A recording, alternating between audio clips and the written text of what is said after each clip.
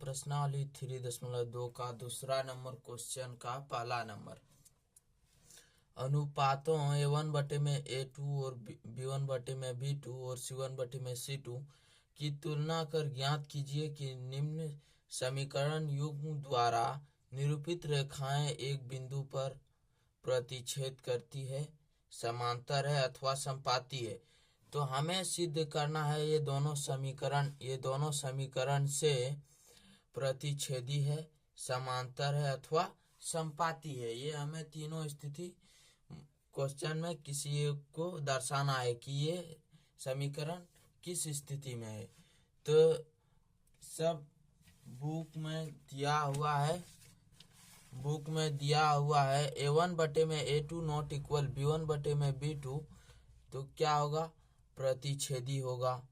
A1 बटे में A2 equal B1 बटे में B2 इक्वल C1 बटे में C2। तो क्या होगा? समपाती रेखाएं होगा। A1 बटे में A2 इक्वल B1 बटे में B2 इक्वल नॉट C1 बटे में C2। तो समांतर रेखाएं होगा। समांतर रेखा का मतलब होता है दो रेखाएं समांतर गुजरी हुई होगा, इसके बीच की दूरी समान होगा। और समपाती रेखाएं का मतलब होता है किसी रेखा गुजरा हुआ है और उसी का ऊपर से फिर एक रेखा गया हुआ है, उसे कहेंगे समपाती रेखा। प्रतिच्छेदी रेखा कहेंगे, जैसे कि हम देंगे प्लस क्या होता है? प्रतिच्छेदी रेखाएं होता है। तो इसी प्रकार यहाँ पर सिद्ध करेंगे A1 बराबर कितना है? 5। B1 बराबर कितना है? -4। C1 बराबर कितना है? 8। तो यहाँ पर A2 बराबर कितना है? 7। B2 बराबर कितना है? 6। C2 बराबर कितना है? -9। ये हो गया। अब क्या करेंगे? A1 बटे में A2 इक्वल A1 का मान कितना है? 5 है। A1 का मान 5 है और A2 का मान कितना है? 7 है। और यहाँ पर B1 बटे में B2 इक्वल B1 का मान कितना है? -4 है और B2 का मान कितना है? 6 है। तो 2 से कट जाएगा, 2 तिया 6, 2 दूनी 4। तो -2 बटे में 3 होगा। -2 बटे में 3। और यहाँ C1 बटे में C2 इक्वल C1 का मान कितना है? C1 का मान 8 है, तो 8 देंगे। और C2 का मान -9 है, तो -9 देंगे।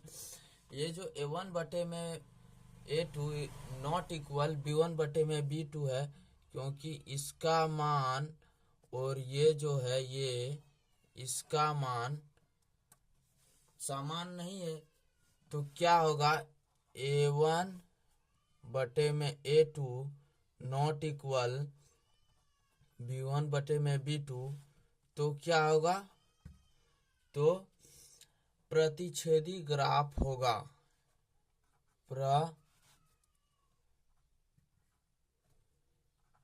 प्रतिच्छेदी ग्राफ होगा। ये पहला नंबर क्वेश्चन है, प्रतिच्छेदी ग्राफ होगा। दूसरा नंबर क्वेश्चन है, दूसरा नंबर। तो इसमें क्या करेंगे? A1 बराबर कितना है? A1 बराबर 9 है। A1 बराबर 9 और B1 बराबर 3 है और C1 बराबर 12 है। और A2 बराबर कितना है? 18। A2 बराबर 18 और B2 बराबर कितना है? 6। और C2 बराबर 24 है। C2 बराबर 24 है। तो क्या करेंगे? मान बिठाएंगे A1 बटे में A2। A1 का मान कितना है? A1 का मान 9 है और A2 का मान कितना है? A2 का मान 18 है।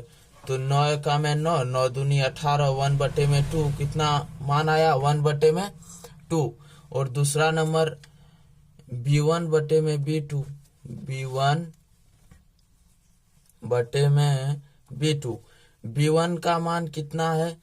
B1 का मान 6 है। B1 का मान 6 नहीं 3 है। B1 का मान 3 और B2 का मान कितना है? B2 का मान 6 है। तो 3 एकम 3, 3 दूनी 6, इसमें भी आया 1 बटे में 2।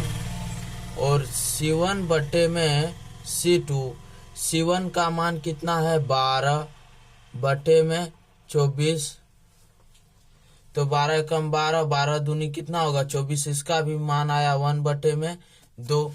सबका मान समान आया है 1 बटे में 2, 1 बटे में 2, 1 बटे में 2। तो क्या होगा?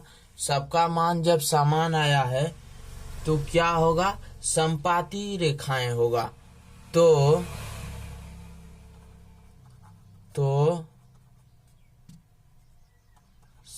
समपाती रेखाएं होगा, समपाती रेखाएं होगा।